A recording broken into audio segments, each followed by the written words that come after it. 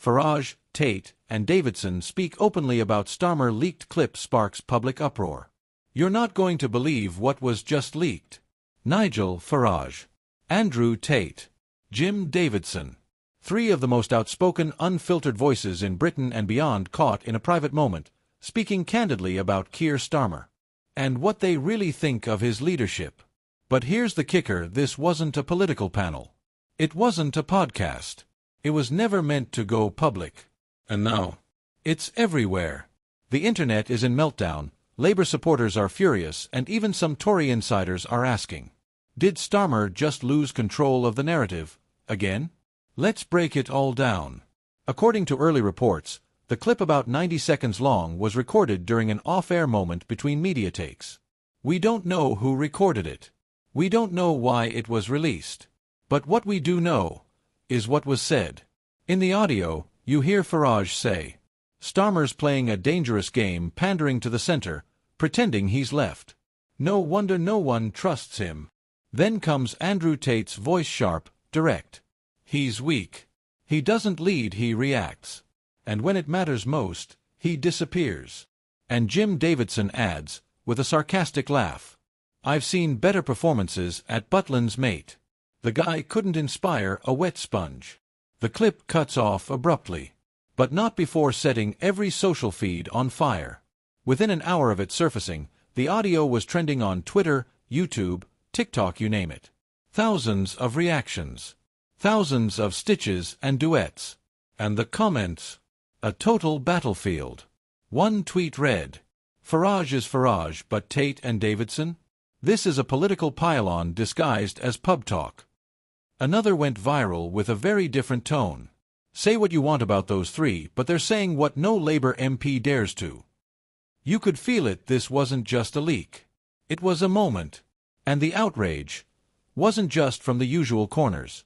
To understand why this matters, we need to look at where Starmer stands right now. Polls say Labour's ahead. But beneath the surface, it's shaky. Starmer's been accused of flip-flopping on immigration, free speech, gender policy, even foreign affairs. He promised to scrap tuition fees, then quietly stepped back. He vowed to defend workers' rights, then distanced himself from striking unions. He condemned Israel's actions, then softened his tone. One political columnist put it like this: Starmer is trying to be everyone's prime minister, and in the process, he's becoming no one's. So when voices like Farage, Tate, and Davidson speak out, even if controversial, they're echoing a frustration millions already feel. And this leak? It ripped the lid off that frustration. Inside Labour HQ, sources say panic set in almost immediately. According to a leaked internal memo shared with journalists, we need to control the framing fast. Do not respond directly. Do not elevate the clip. But it may be too late for that. One Labour councillor, speaking anonymously, said, "It's not the clip that scares us, it's the fact that people are agreeing with it." Meanwhile, a senior Conservative strategist reportedly told The Spectator, "This is gold. We don't even have to attack Keir, they're doing it for us." And over on GB News, presenters were already framing the story as proof that the emperor has no clothes. Let's be real, these aren't just any three men. Farage is the face of Brexit, a political lightning rod who knows how to trigger headlines. Tate, whether you love him or loathe him, has a massive online following and doesn't care what the establishment thinks.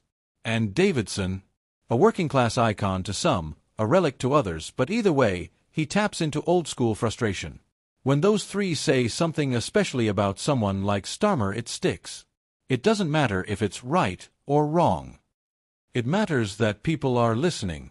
This wasn't a policy scandal. It wasn't a leaked memo or a secret donation. It was just words. But sometimes, words are enough. Because they're not coming from the press. They're not coming from MPs. They're coming from outside the system, and that's what makes them dangerous.